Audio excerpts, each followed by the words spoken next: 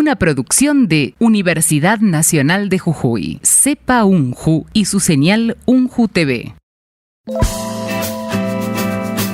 Bienvenidos a la Universidad Nacional de Jujuy. Como todas las semanas, bienvenidos a Somos UNJU.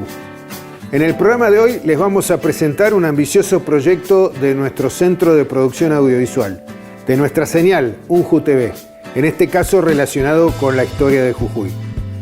Pero primero nos presentamos.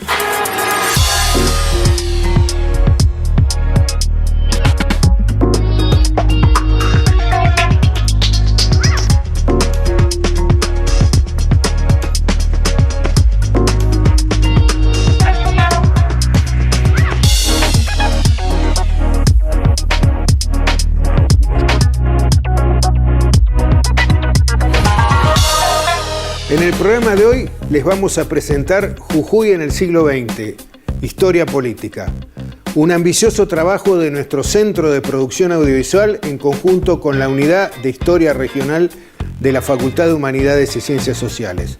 Hace ya 2 años que vienen trabajando, elaborando esta serie, y mientras registran las imágenes para el tercer capítulo, nosotros hoy les vamos a presentar el primer capítulo de esta nueva mirada sobre la historia de Jujuy. Como les decía, se trata de la historia del siglo XX de Jujuy, la historia más contemporánea y más reciente.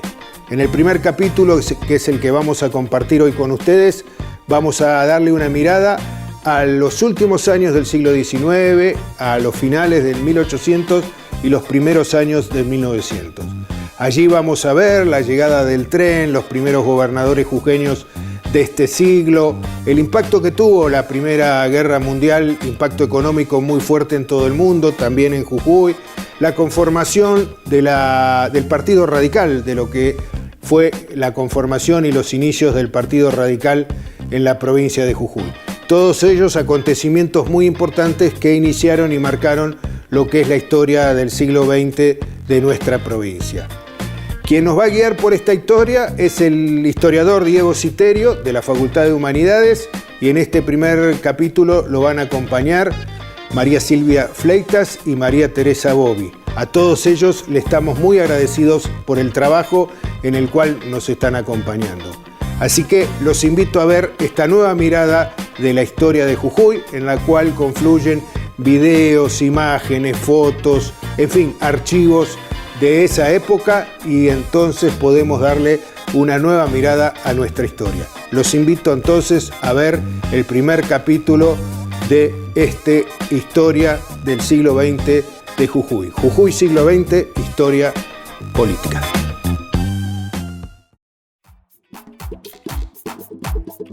Una producción de Universidad Nacional de Jujuy, Centro de Producción Audiovisual y su señal UNJU TV.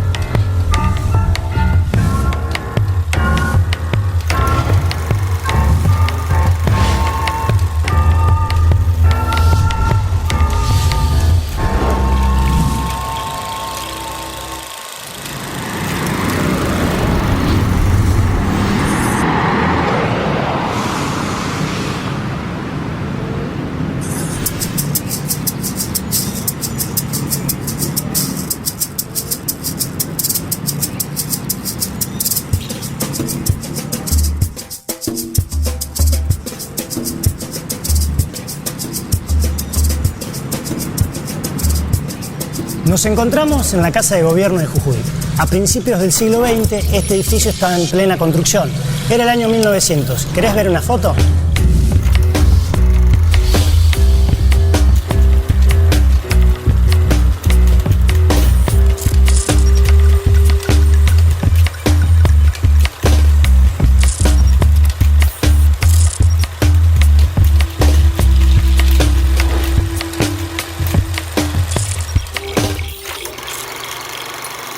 Comenzaba el siglo XX y los jujeños se preparaban para festejar el cambio del siglo. La llegada del tren, el centenario del 25 de mayo y hasta la famosa Casa Barrau se denominaba la tienda del nuevo siglo.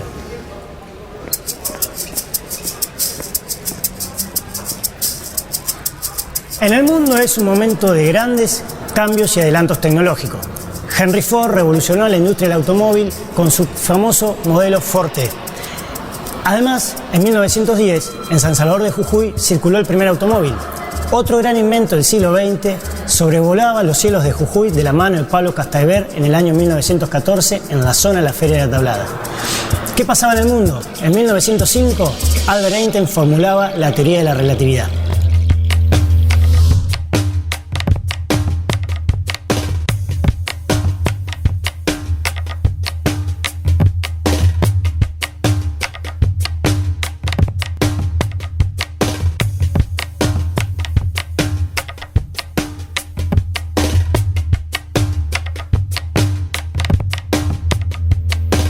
Soy Diego Citerio, historiador. Te invito a ver el primer capítulo de Jujuy en el siglo XX, Historia Política.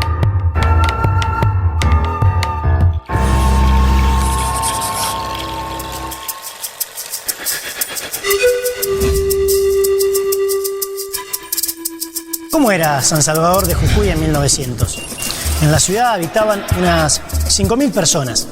Había unas pocas manzanas construidas y el casco céntrico estaba rodeado de quintas y fincas, protegidas por tapias altas. Los historiadores cuentan que se veían árboles de chirimoya y palta asomando. Las casas eran de adobe con techos de teja o paja.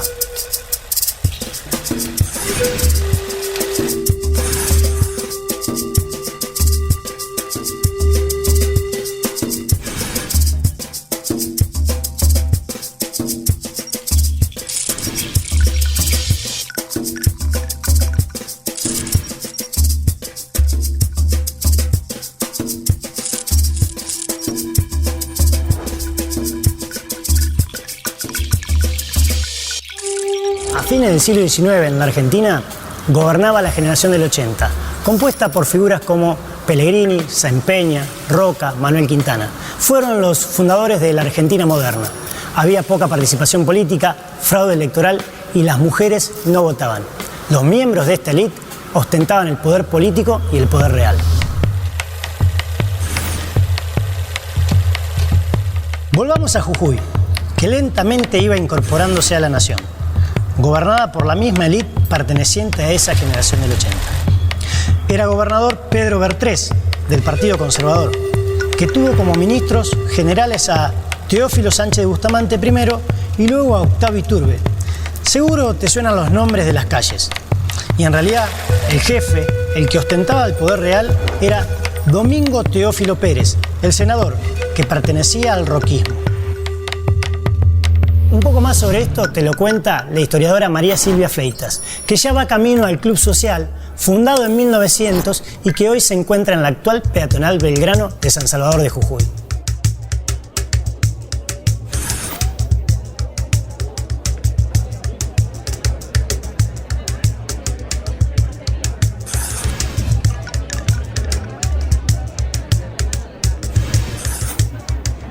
Nos encontramos en la sede del Club Social de San Salvador de Jujuy, un lugar de sociabilidad emblemático de las familias tradicionales y de la clase política de Jujuy, que en la mayoría de las ocasiones desconocía el límite de lo público y lo privado. Hacia 1890 convergieron dos procesos. Por un lado, la formación de un movimiento opositor cuyo lema era la pureza del sufragio. A la cabeza estaba la Unión Cívica, que luego se dividiría en la Unión Cívica Nacional y la Unión Cívica Radical. Y por otro lado, el conflicto social cada vez más creciente y la conformación del movimiento obrero argentino, importante protagonista en el quiebre del dominio oligárquico. En Jujuy también se vivió esta desintegración del roquismo como fuerza hegemónica, cuyo exponente máximo era a nivel local el senador Pérez. Con su muerte, ocurrida en 1910, la clase política, la élite política jujeña, se aprestó a adecuarse a los nuevos aires democráticos que soplaban.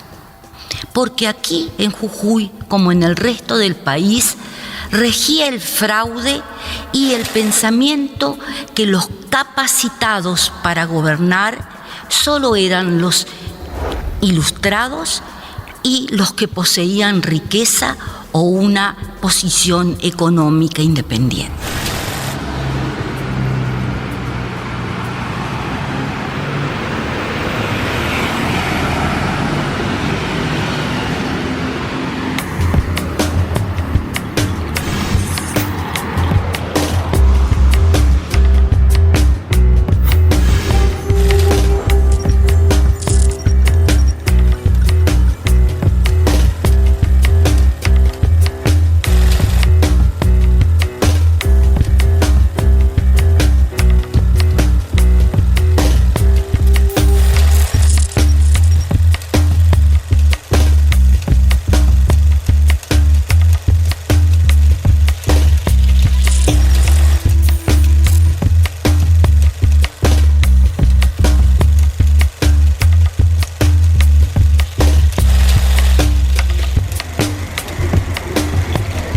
El proyecto económico de este país estuvo basado en el modelo agroexportador. Su principal producción era la agrícola-ganadera en la pampa húmeda. Tenía tres ejes principales: la expansión ferroviaria, el capital extranjero y la mano de obra aportada por la inmigración masiva a nuestro país a fines del siglo XIX.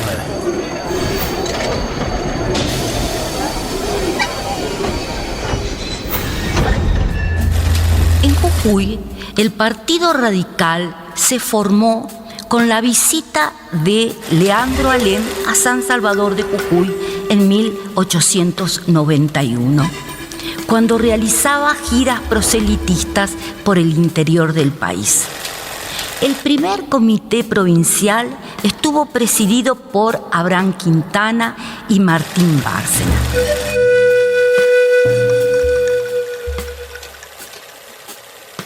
Poco se sabe de estos años fundacionales del partido.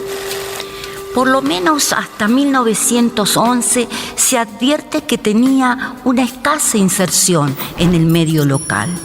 Sin embargo, el radicalismo siempre tuvo un periodismo para difundir sus ideas y programas, como El Imparcial, La Época. Pero la prensa opositora se refería a ellos de una manera sarcástica o a veces despectiva. Lo llamaban el grupito radical, el conglomerado, un producto exótico en Jujuy, puritanos, predicadores de la moral administrativa.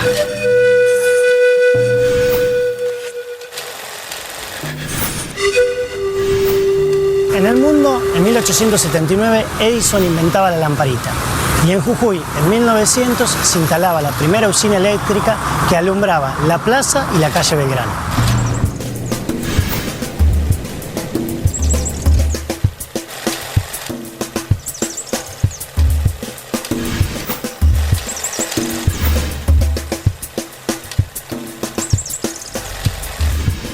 El agua corriente se empezó a instalar entre 1901 y 1905. Ya se había construido la galería filtrante en Alto Reyes. El reclamo por el acceso al agua potable era constante en los periódicos de la época. Fue un gran cambio. Desaparecieron el aguatero y los aljibes. En el próximo bloque, la UCR. Disputas políticas y representantes, elecciones y leyes.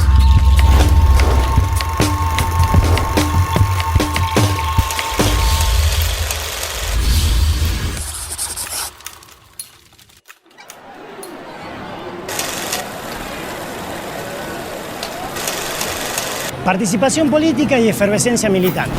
Actos, plazas, muchedumbre. La participación política en Jujuy en 1900 se daba en el atrio de la iglesia matriz. Aquí se desarrollaban los comicios. Para esta época ya existe la UCR en Jujuy. Se vota, ya hay divisiones políticas, pero el proyecto de país tenía otros desafíos. Por ejemplo, la definición de un territorio extenso y poco poblado. En 1900 se perfiló el territorio de los Andes. Incluía terrenos ganados a Chile luego de décadas de disputas diplomáticas posteriores a la Guerra del Pacífico. En ese contexto, Susques formaba parte de los Andes. Su capital era San Antonio de los Pobres y poseía unos 2000 habitantes.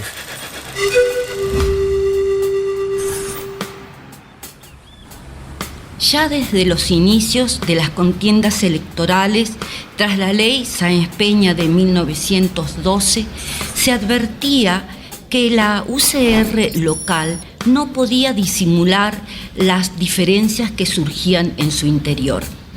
1914 fue en ese sentido un año de partición de aguas. Se diferenciaron perfectamente tendencias y jefaturas contrapuestas. Por un lado, Mateo C. Córdoba y por otro, Ernesto Claros. En 1917, Mateo Córdoba funda la UCR Roja, de un perfil más popular e identidad irigoyenista. La UCR Roja se oponía tanto a Claros, que comenzó a ponerse a la cabeza de una nueva fracción, los negros, como a Bustamante, otro referente importante del partido.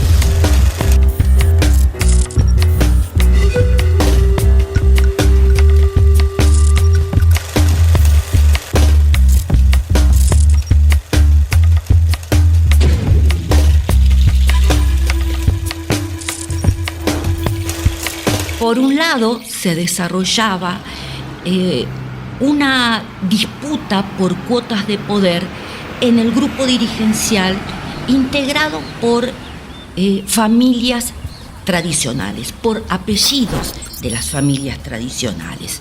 Estas que habían reciclado su trayectoria política iniciada en el periodo previo, en el periodo conservador, y que querían copar la dirección del partido. Pero por otro lado, la Unión Cívica Radical había abierto las puertas a otros apellidos, a otros hombres que no pertenecían a las familias tradicionales y que venían a expresar intereses extraélites. Muchos de ellos ejercían profesiones liberales, profesores, abogados, periodistas. Podemos nombrar a Inchausti, Ceballos, Salinas, Puñado, etc., que habían comenzado su carrera justamente desde abajo, desde la militancia partidaria, y aspiraban a la profesionalización de estas líderes. ¿Qué pasaba más allá de Jujuy? En el mundo, en 1914, estalló la Primera Guerra Mundial, que finalizó en 1918. Y también se produjo en Rusia una de las revoluciones más importantes, la Revolución Rusa, que dio inicios a la Unión de Repúblicas Socialistas Soviéticas.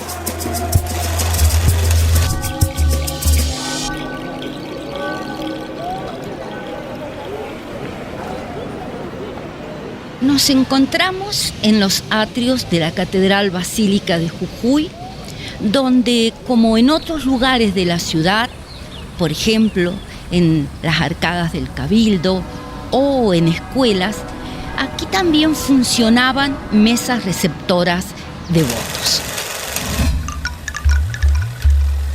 Si bien el sufragio secreto y obligatorio abrió paso a una nueva legitimidad, en esta etapa se convivieron nuevas prácticas con viejas formas y estilos de entender y de ejercer la política.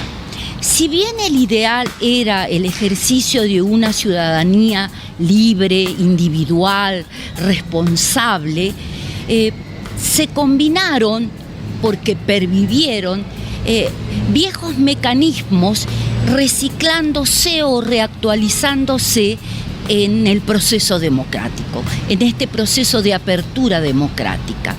Me refiero al clientelismo o a la coerción extraeconómica, es decir, al uso de la policía para fines políticos o a la presión que ejercían los capataces sobre los peones a la hora de votar.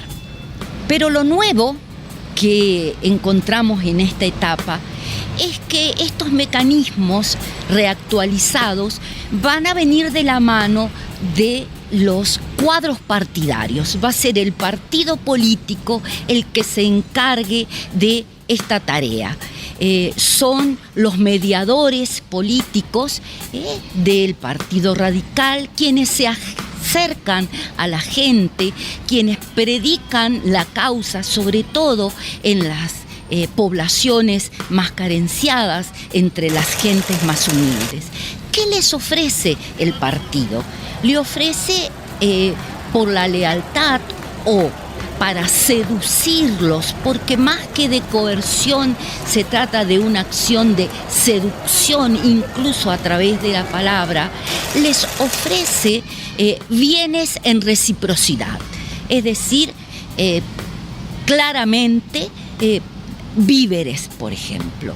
Los bien conocidos y también criticados por la oposición, el pan radical, la leche radical, la carne radical, o el tan extendido fenómeno de la empleomanía, es decir, la ocupación de los empleos públicos por afiliados o simpatizantes al partido.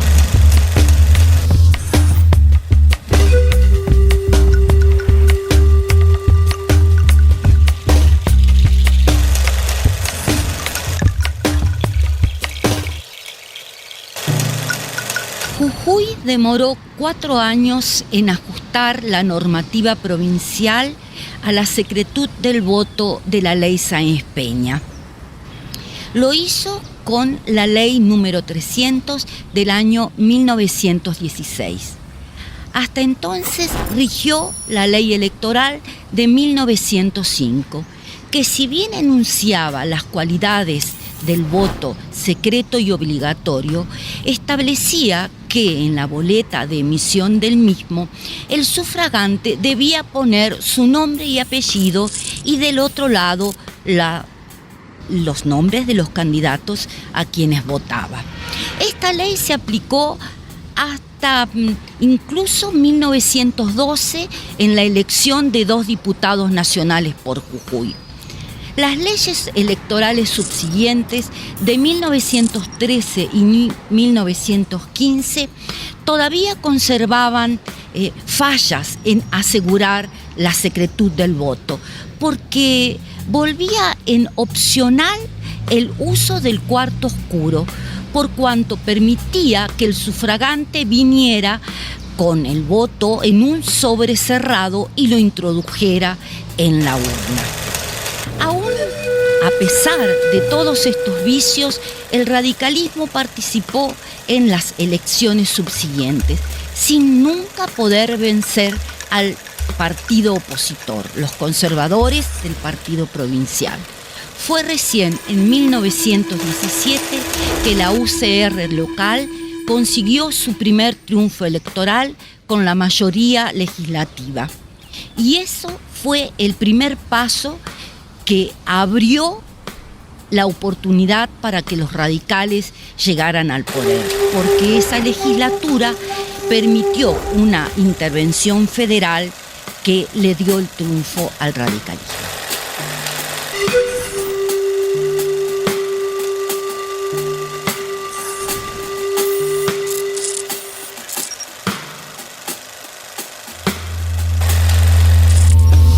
En el próximo bloque, el tren, los ingenios, las posibilidades de desarrollo.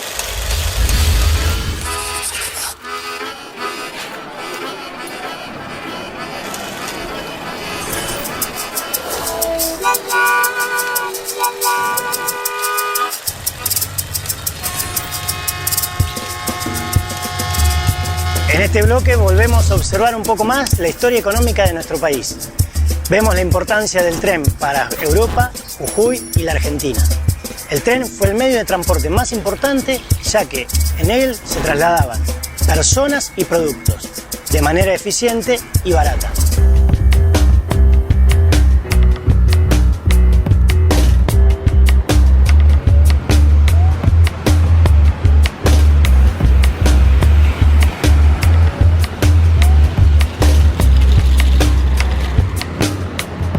En 1902, Domingo Teófilo Pérez, el senador Pérez, el de la calle, aprobó en el Congreso Nacional la propuesta de que el ferrocarril Central Norte, que iba hacia Tupiza, Bolivia, pasara por la quebrada de Humahuaca, en vez de la quebrada del Toro, que se encuentra en Salta. Seguramente eso generó más pica entre los vecinos.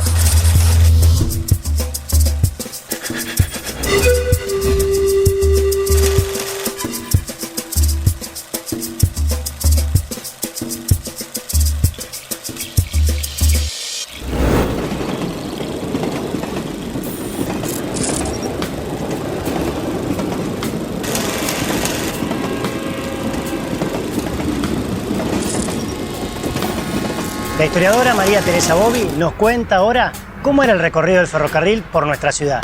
Miremos en este mapa los caminos de hierro.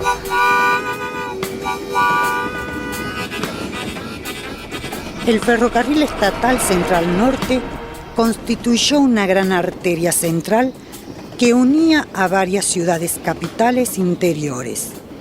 Obedecía, por una parte, al imperativo de fomentar las distintas economías regionales y por la otra a unificar el territorio potenciando la emergencia de un mercado nacional.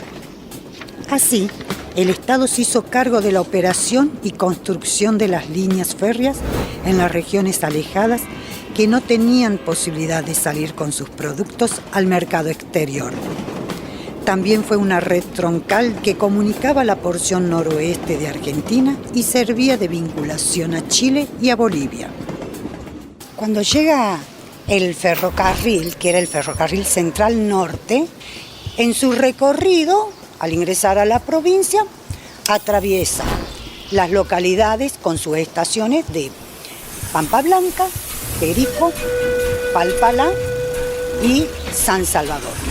Pero antes de llegar a lo que es esta actual estación, el ferrocarril arribaba a San Pedrito, lo cual se dificultaba. ¿Por qué? Porque para llegar a lo que era el casco céntrico había que atravesar el río Chico y esto encarecía aún más justamente el transporte debido al costo de los fletes.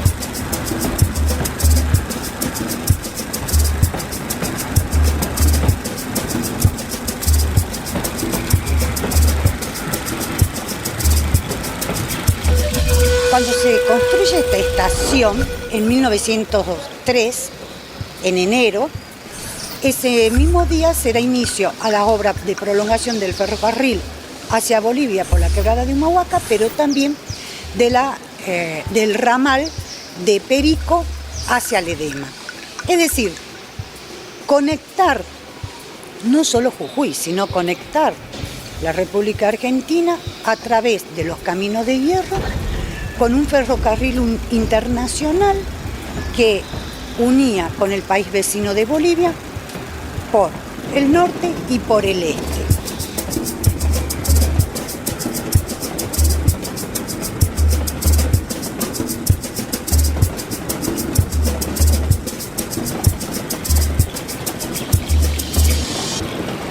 Llega a La Quiaca en 1908.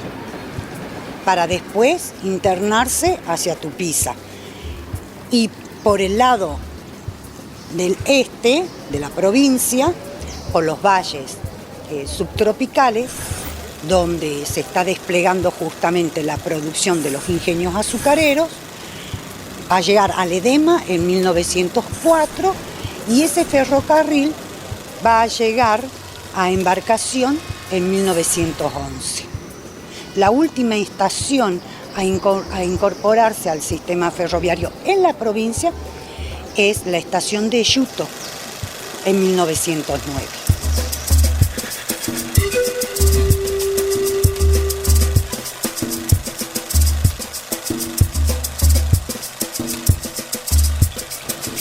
El arribo del ferrocarril va a producir modificaciones dentro de la estructura demográfica y social de ciertas localidades de la provincia.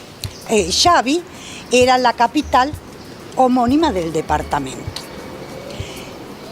Como el recorrido y la traza pasa por La Quiaca y el impacto y el crecimiento que comienza a tener La Quiaca con el establecimiento de importantes casas de comercio, hoteles, el circuito, la receptoría que está en La Quiaca, que si bien también hay una en Cieneguilla, otra está en Xavi, el crecimiento que va teniendo La Quiaca hace que para 1917 La Quiaca pase a ser capital del departamento de Xavi.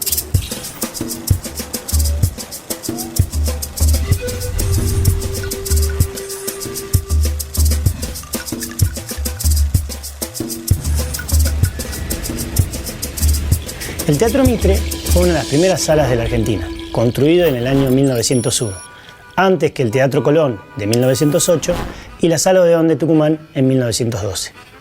En este edificio, en la Sala Raúl Galán, también funcionaba la legislatura de Jujuy. En la primera década de 1900, la ciudad cambió mucho. Se pavimentaron y empedraron calles, comenzó a haber agua corriente y alumbrado público. El Puente Pérez modificó sustancialmente las comunicaciones, pero lo más importante en este sentido fue sin dudas la llegada del tren, que conectó esta zona con Bolivia y la producción de azúcar con los puertos. Soy Diego Citerio, historiador. Esto es Jujuy en el siglo XX, Historia Política. En el próximo capítulo, desde el año 1915 a 1925.